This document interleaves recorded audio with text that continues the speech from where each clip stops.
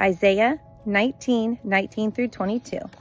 In that day there will be an altar to the Lord in the heart of Egypt, and a monument to the Lord at its border.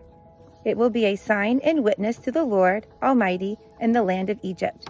When they cry out to the Lord because of their oppressors, he will send them a savior and defender, and he will rescue them. So the Lord will make himself known to the Egyptians, and in that day they will acknowledge the Lord. They will worship with sacrifices and grain offerings. They will make vows to the Lord and keep them.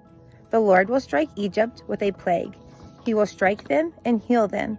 They will turn to the Lord, and he will respond to their pleas and heal them.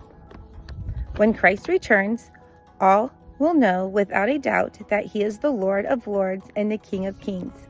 All false worship will cease as God's creation recognizes his glory.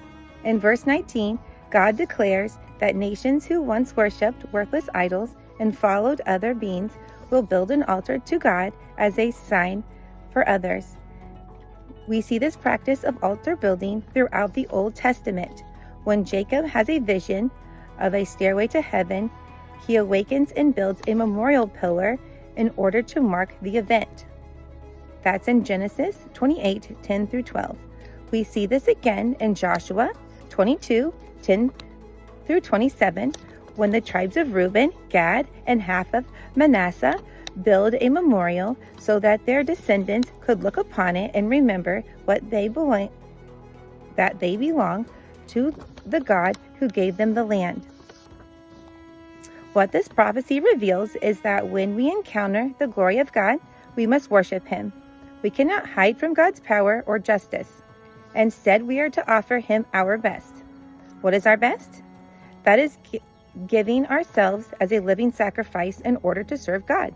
Romans 21:1 through 2. That means fulfilling the promises we make to God. And sometimes that means we must experience God's discipline in order to recognize the darkness of our ways and return to God. We can take heart from this prophecy because it promises that all people will recognize God, and God extends his grace to all who accept him.